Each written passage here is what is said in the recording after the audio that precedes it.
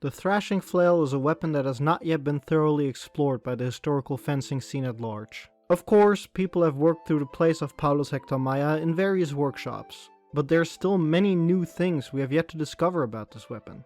One such thing is the actual length these weaponized threshing flails had. I've said in my previous video that you cannot hold a real flail with both hands on the butt end of the staff, as the flail will simply fall down. But was I truly right about this? During our flail journey we have discovered something. If you look at the art of Paulus Hector Mair's section on the flail, you will see that the flails appear relatively short. He holds his hands on both ends of the flail without having to fully extend his arms. And Mair is not the only one depicting shorter flails like this.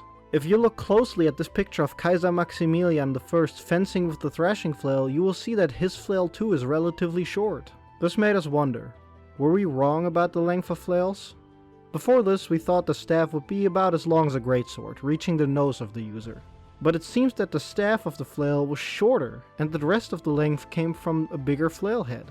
The flails being shorter than what we assumed changes the fencing with the flail. Certain strikes become possible with a shorter flail, as the force of leverage is now allowing for it. It also makes certain techniques way less confusing, as the measure is now different. We can now make sense of plays like Play 4, where Mair wants you to strike while holding your hands at the lower point of the staff.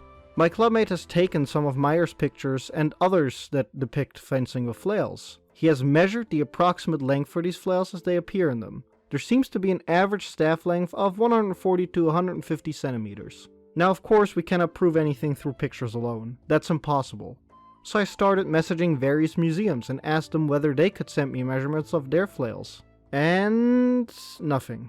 Except for the Royal Armouries in the UK, who told me they did not have any flails and that they would be surprised if any flails survived without getting a new shaft, none of the other museums responded to me. Was this where the journey to find the true length of flails ends? Of course not. I love this weapon, so I kept looking, and this is what I found. The Deutsches Historisches Museum in Berlin has a threshing flail. I apologize for the bad picture quality, that's the only picture of it I could find. As you can see, the length of the staff is given as 150 centimeters. The length of the head is 53 centimeters, with a weight of 2.7 kilos. This flail is short and would fit the depictions we see in Mair and other places. And this is not the only one. Here's another flail. Sadly, we only have the length of the staff. It's 140 centimeters long. Now sadly, I didn't find many other flails that were still intact. I found a couple broken ones, but we can't measure anything from them, except for the heads, which also are often rotted away. But why only look at the weapons? Why not look at the grandfather of the weapon? The tool. Here's an example. A staff with a length of 152 centimeters and a 55 centimeter head. Another one. A staff of 153 centimeters and a 62 centimeter head. I found a couple shorter and a couple longer ones, but overall the average seems to be 140 to 150 centimeters for the staff itself, and about 50 to 60 centimeters for the head.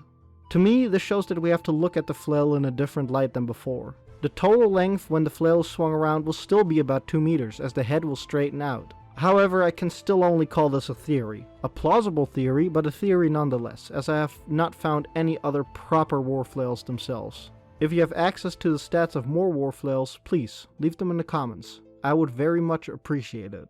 I will have a shorter real flail built for me to see how much difference it will actually make compared to my current longer one. At this point, I want to thank my friend and clubmate Leon, who has measured the flails in the Mair depictions and who has helped me throughout my entire flail journey.